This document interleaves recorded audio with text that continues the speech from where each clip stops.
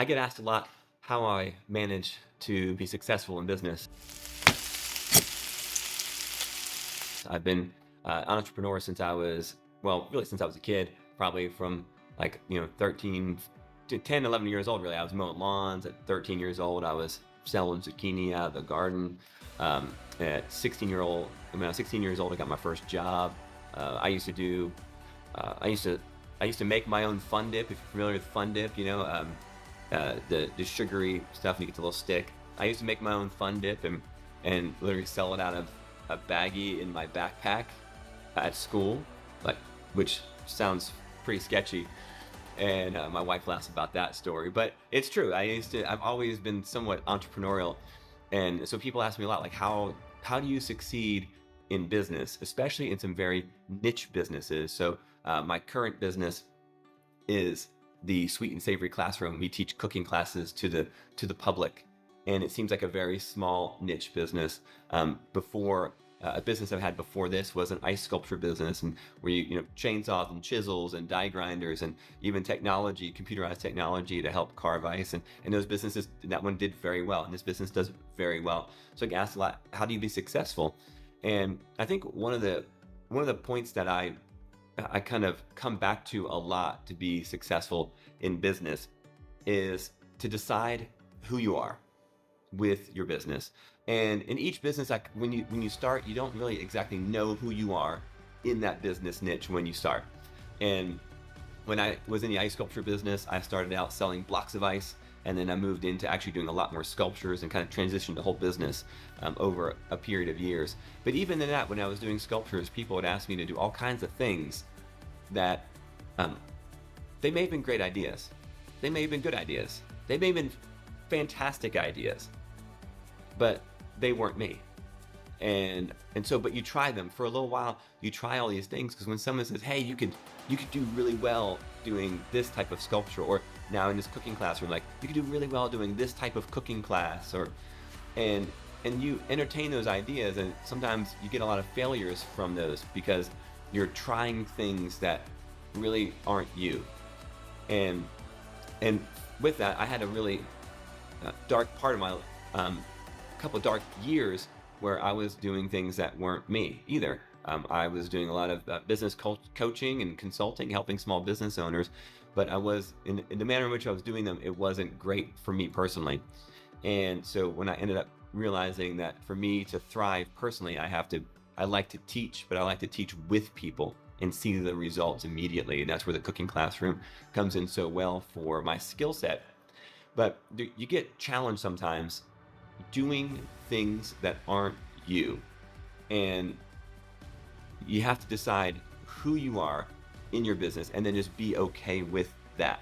And that will help you. That will help you thrive. Just recently was a good example. Who I am when I'm teaching a class.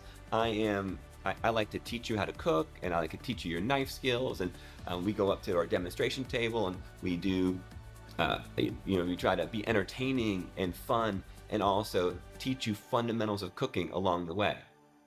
But then the other part of me is I like to teach leadership. I like to teach about relationships, and I'm a big Dave Ramsey fan. And I like to teach success principles for your life. And so recently I did that during class. I talked about how to get out of debt, build wealth, and live and give to others. I've been following Dave Ramsey's plan for 15, 16 years, and it has literally transformed my life from being hundreds of thousands of dollars in debt to now being 100% debt free and living a life that I really enjoy and not having all the risk of debt and things with it. Well, I taught this entire class a couple weeks ago, and also talked about Dave Ramsey's here and there during the class. Well, I got an email. You can imagine when you start a conversation like that. Like, I got an email.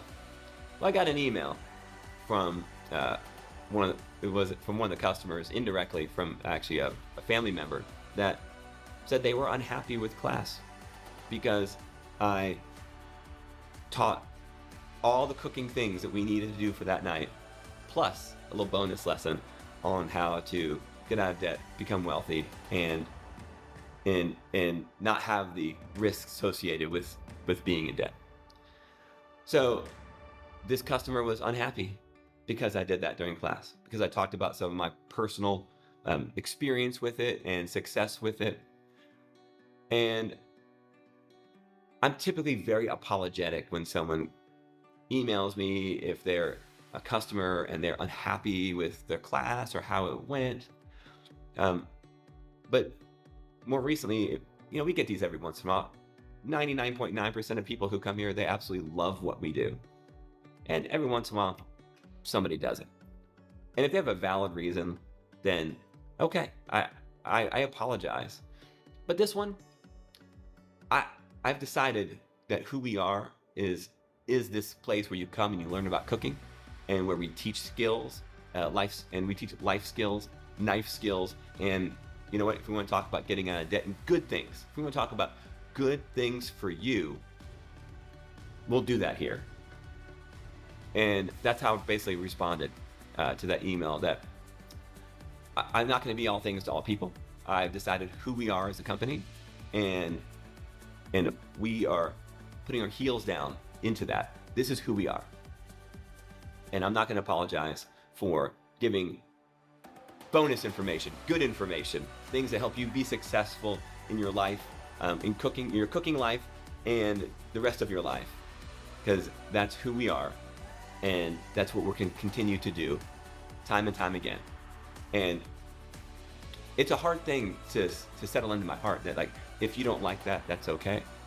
And even when I say it, I'm maybe not 100% okay with that, but I'm growing to be okay with that. That if we just do this amazing thing here, and we do it with such passion and with such energy and with such excellence to all the details, and if you come here and we do it excellent and you don't like it, then that's okay. But we're not going to change. We're going to continue doing excellent work and helping you with your life and your kitchen skills at the same time.